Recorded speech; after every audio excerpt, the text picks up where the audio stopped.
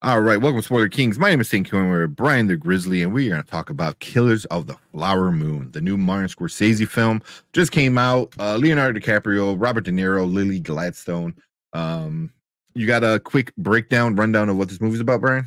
I got a quick one, real quick. In the 1920s, members of the Osage, a not Native American tribe in Osage County, Oklahoma, are murdered after oil is found on their land, and the FBI decides to investigate who did the murdering.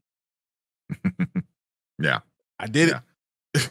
It didn't take me 3.5 hours. That's pretty much it. But it's based off a book that was written, I'm not sure how long ago. That he turned into into it. It's based on real life events and all that stuff. The actual Osage Nation was up came across the oil and all that stuff. So everything in the story is, I think, mostly true. The details I'm sure changed, like they do with every true story kind of thing. I believe the book was written in 2017, so only 6 years ago. Published in 2017. Yeah. But right off the bat, before we get into our review, somebody asked us live, like, why is this necessary? And I think these kind of stories, especially with like people of color, Native Americans, and how the eradication and the treatment and everything, those stories are important right off the bat. And being able to tell those stories is important. Being able to pass that knowledge down, to people who might not know. Especially because it seems like a lot of it's been swept under the rug. They don't talk about how they're the original people that were here, and we talk about America like it's ours, that we did it. Hey, we found it. Saying we as an American, no matter if I'm black or white or whatever, as Americans, hey, we did all this stuff. The land was already here, and there are people already here, and you need to acknowledge it and acknowledge what happened, good, bad, or indifferent. So that's why these stories do matter, and you do need to say these stories so everyone knows. Yeah. So definitely, props for Scorsese on telling a story that is definitely not a fun story. It's definitely not a story that you're gonna walk out of the theater happy, which I think we all knew that before, just from the trailer and stuff like that. But no happy ending. Story. Happy ending. Yeah. So an important story is one that you should be told. So that right off the bat, put that out there. So we're gonna get into our ratings at the end. What we rated, some of the bad stuff, but right now we're gonna start with what we liked about this movie. So what you like about it? I gotta say that the star power in this movie is amazing. I love the way that the actors and a lot of the way they're acting and the way they told the story was interesting. I have a problem with it, but it was still very interesting. The story overall, like, it seemed like they stayed very true to a lot of it, and they didn't try to sugarcoat. No matter what was going on, they kind of had it out there. Like, this is what is happening. This is how we did it, and I appreciated that, and I appreciate also kind of how the feel, the beauty. It was gorgeous. Like, it was an amazing looking. Obviously, you're an amazing director. Obviously, you know what you're doing, but you took the scene of Oklahoma and really made it stand out. So, I mean, those are probably like the best parts of this. Between the actors, the scenes, the direction, and the concept overall. So, those are probably my biggest likes. Yeah. So the budget on this movie was 200 million. Yeah, and at first I remember seeing that, I'm like that's a lot for something that doesn't have any CGI. I take all that back, because like you said, this was gorgeous. The set, the costumes, like the way they made all the Osage just looked like authentic, old, 1920 kind of like vibes and look. When the Native Americans were Americanized from all the money, that kept with the look and everything. So yeah, the way this looked was amazing. It was, like you said, was beautiful. Like, it looked gorgeous. But for me, like the acting, the actors, DeNiro, DiCaprio, and Gladstone, they were really, really, really good. Leo took me a little while to get used to it because that accent was. Because you understand the hell you're saying. Oh man, that accent was strong. But it makes sense. It makes sense why it is, and because of who he was and where he's from and stuff like that. But the way he moved his jaw, he had like I, my grandfather used to live in Alabama, so we would go down there every so often, and I would see these old timers, kind of there with that jaw, like with the mouth and thing. He did it spot on, man. He was so good with that, like it reminded me of like Sling Blade kind of thing, that with that like he was really good at that. He transformed into this like Southern Oklahoma kind of white, guy back then, super, super awesome. DeNiro, you wanted this man to die. Oh my. I wanted him to like suffer.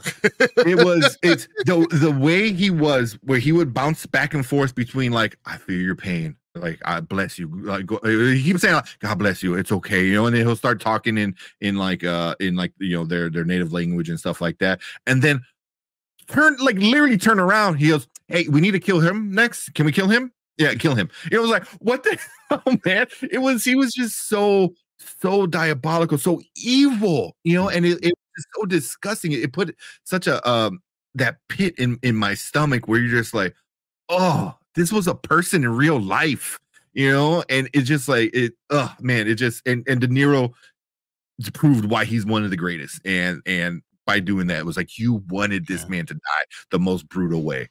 But for me, Lily Gladstone, he was the best out of all three, which is insane because she's not as big as the other two. Obviously, she was amazing. I think she stole a lot of the scenes. Most of the scenes with Leo.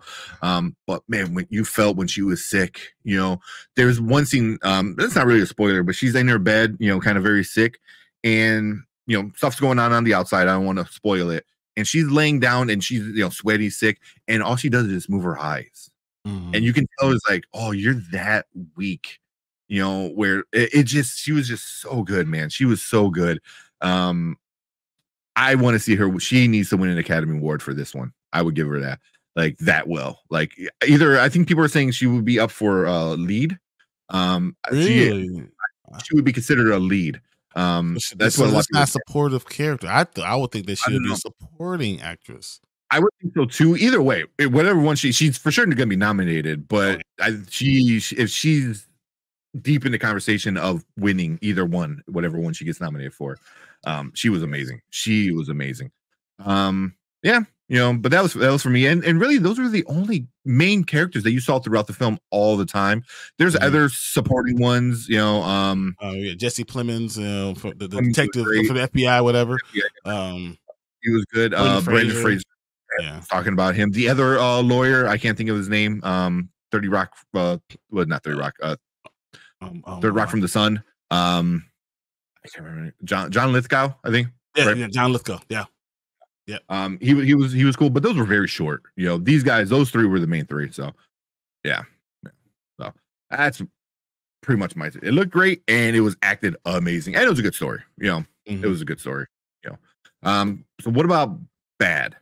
What didn't you like about this movie? It was just so freaking long. Like, sometimes when a movie just goes, I mean, I felt it, but 2 hours in, I was like, dude, I have another hour and a half. I don't know. I don't know if I want to make it. Like, it was because nothing happened for 2 hours. The story didn't move. Like, I was like, all right, come on, guys. I understand you want to set the scene. You want you to understand where we're coming from. But when things are not happening. Yeah. Well, I think things were happening. I agree with it didn't move, but I think things were happening, but it was starting to get repetitive for me. Like another one dies. You could have did it in 45 minutes that took 2 hours. I agree with that. Like if this was a movie that took 2.5 hours, which is still a decently long movie, right? 2.5 hours, decently long, but you could have did all the things they did in that same amount of time. I thought that was something. And then I was kind of talk to you off the screen. I feel like doing a movie about Flower Moon, the Osage people, and not doing it through the eyes of someone who's a Sage person is wrong. We have Lily Gladstone right there, right? And we should have seen the story through her eyes instead of seeing it through, I mean, be honest, so through a white male's.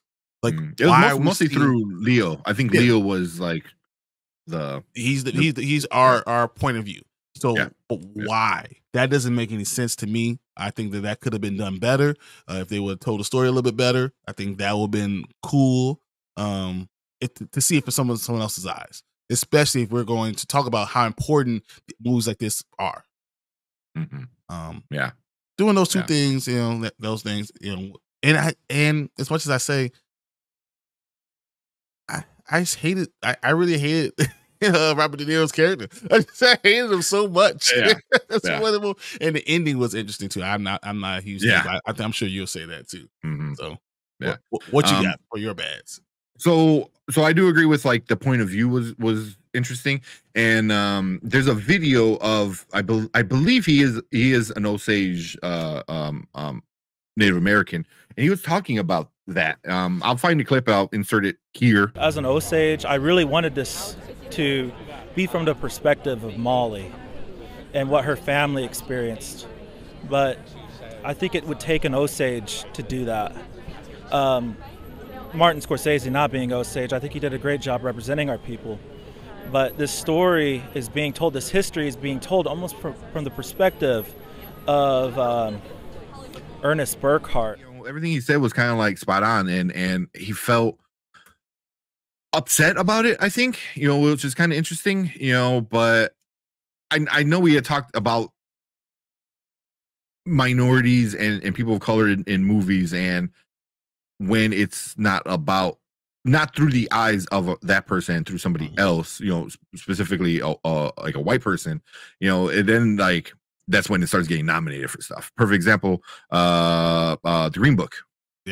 Green Book won the Academy Awards, won a bunch of stuff up against the same year against the Black Klansman, which was through the eyes of the black detective, that was in there, which was John David Washington. So that is an interesting thing, and it's not just us, the actual Native Americans feel the same, so that definitely puts a kind of a weird perspective on how the story is being told. But for me, the ending, it felt like it was building up to something. You're like, oh, we're gonna see these guys. They're gonna get what's coming to them. They're gonna get all these convictions, and all this stuff. And cool, yes. And then big spoiler. So anybody who hasn't watched it, put spoilers here. They wind up cutting to a stage play, and then they just talk about it. So it reminded me of something along the lines, like at the end of the movie, they show like the pictures of that character, and they tell you what happened to him, like after the movie ended and stuff like that. But it was done on stage with sound effects and like voice actors that were pretending to be the character. So it was like a radio play kind of thing. And I was just like, what? Like, the whole time it was happening, I was like, what? I'm like, why aren't we seeing this on screen? Like, I was so like irrationally angry because I'm like, I sat through all this damn movie and I don't see the part I wanted to see, which was them getting what was coming to them. There we go. What was coming to them. Hilarious. I was like, so wait a minute. You tell me I waited all this time to get to the end, and you're just going to go ahead and not give me anything. Thank you. And then like, so, they say what happens to DeNiro's character. They say what happens to Leo's character, and they have like sound effects, like they're cooking dinner. So you hear it and you hear somebody writing, okay. It was very like radio play kind of vibes. But then when they cut to what happened to Molly, which is Lily Gladstone's character, which is the Native American, all that ends. Martin Scorsese comes on screen and tells like the end of her story. And I'm like, I was like, what are we doing? What are we doing? And I feel it's very him.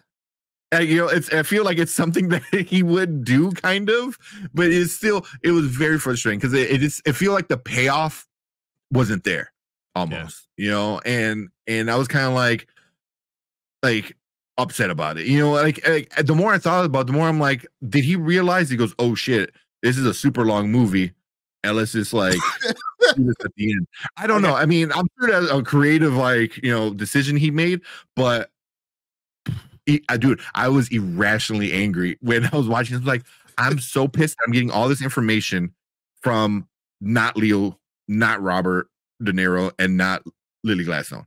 Yeah. You know what I mean? Like these people that I've never seen are saying what happened to them and doing voice acting for these actors that are playing a character. And it didn't just happen though. It cut from jail. It cut from jail to like a crowd clapping, and I was like, "What?" And then it does what it does, and then it cuts to like Native Americans in like a circle with the drum and stuff like that, and then it just zooms out, and then it ends. I was like, "Oh, I was so angry!" Like you take 3 hours to kill 6 people, but you can't give me the whole story at the end. All right, I got you. Oh man, like. Yeah, I was kind of upset about it, because I was like, I'm like, you do kind of connect with these characters a little bit. And that was the one thing I did have another issue with was these characters weren't really, they were developed enough, but they didn't give depth to any of the characters, especially Lily Gladstone, which is the Native American, character, which is what the movie's really about, is her and her people, the Osage tribe, and she needed more depth. She needed more, who she really is smart. She is caring. She doesn't care. She goes, "Oh, don't go to the president." She goes, "Don't tell anybody." She goes, "I'm gonna fucking tell the president of the United States." Then, I wanted to see more of her and her being like a badass and somebody who actually cares and didn't care. And then she was funny at times too, and stuff like that. So I just feel like that was kind of missed out on, and that ending was just kind of like almost like a kick in the face for me. Or just it's unfitting to a good story overall. Pretty much. Yeah.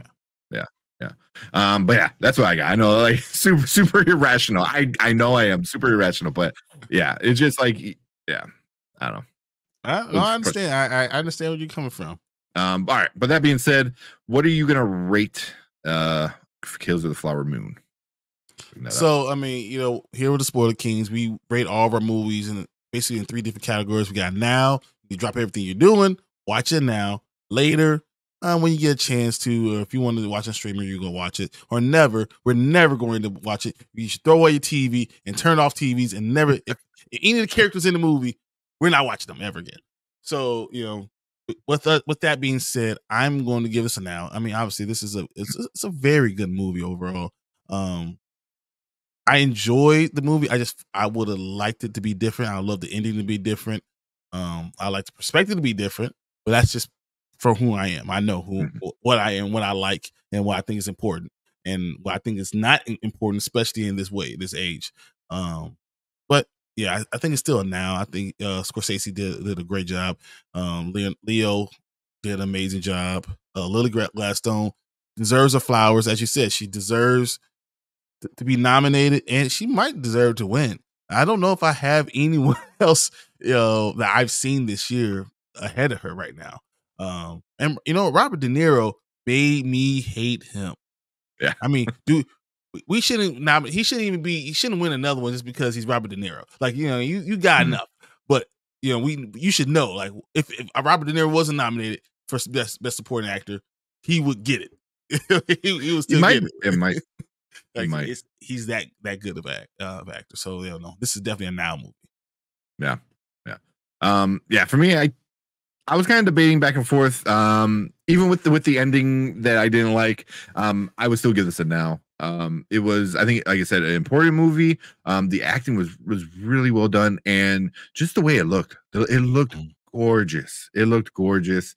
There's some really violent scenes, some really gory, graphic kind of stuff that really puts you. It really makes you disgusted. I think that's the best way to put it.